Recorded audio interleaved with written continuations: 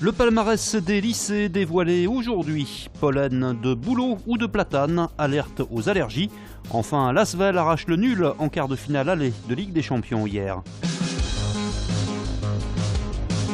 Le palmarès des lycées du Rhône dévoilé aujourd'hui, c'est le lycée Rosa Parks à Neuville-sur-Saône qui se classe à la première place des établissements publics avec 97% de réussite au bac. Ici, on ne compte pas plus de 700 élèves et on pratique un soutien personnalisé. On a pu mettre en place des suivis pour les élèves à partir de la seconde, sous forme de tutorat, sous forme de sorties culturelles, pédagogiques, sous forme de projets, de travail de projets professionnels. On organise un forum des métiers aussi tous les ans, donc ça demande beaucoup d'investissement et finalement le fait de se retrouver avec des résultats comme ça, honnêtement, c'est très valorisant pour nous. Vu qu'on est un lycée plutôt petit, les profs sont à l'écoute.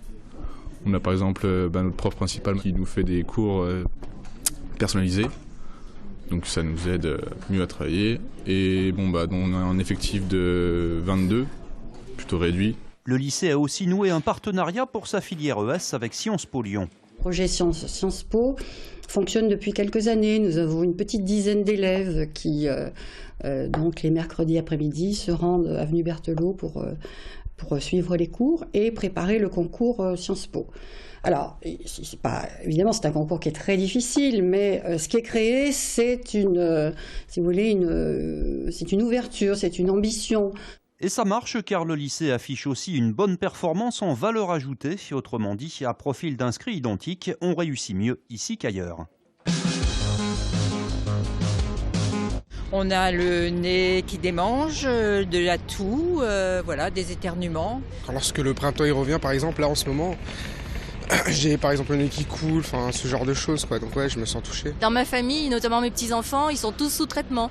Alerte aux allergies, avec le printemps, les pollens sont de retour. Ça commence en ce moment avec les bouleaux et les platanes. Dans le passé, on a fait pas mal d'erreurs et on continue encore à en faire malheureusement, mais en plantant des espèces allergisantes dans nos villes.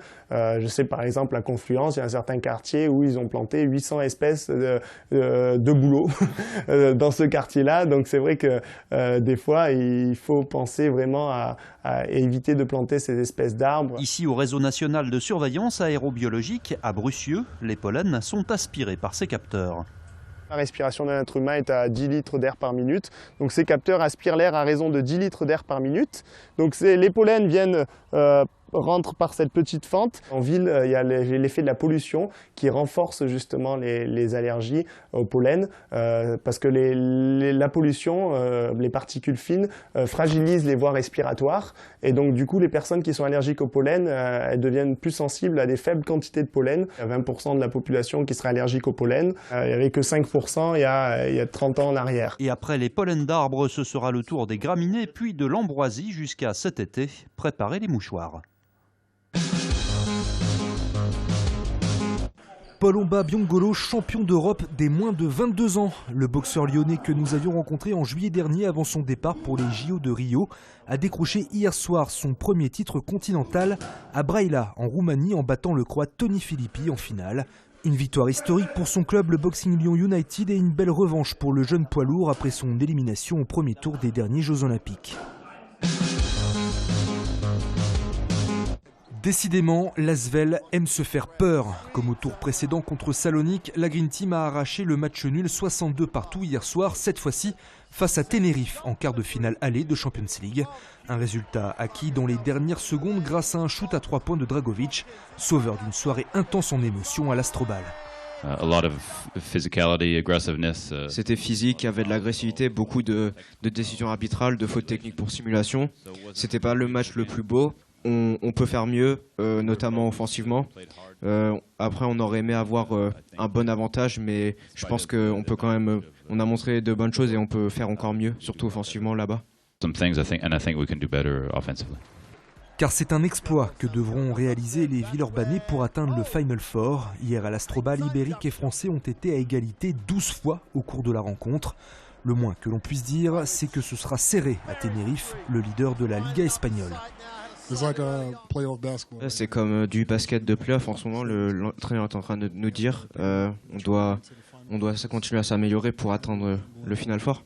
Ça va pas être facile, ils sont numéro 1 dans leur championnat, mais on va devoir y aller et jouer mieux que ce soir.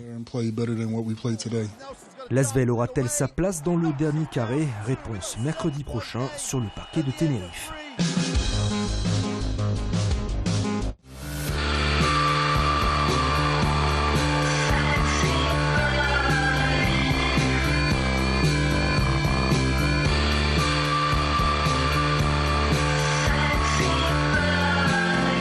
C'est la grosse surprise des organisateurs de Nuit Sonore, le groupe R en ouverture de la 15e édition du festival. Plus de 10 ans après leur dernier passage entre Rhône et Saône, le duo électro qui a explosé au début des années 2000 en composant notamment la BO de Virgin Suicides de Sofia Coppola sera à Lyon pour un concert exceptionnel à l'auditorium le 23 mai. Ouverture de la billetterie le 28 mars.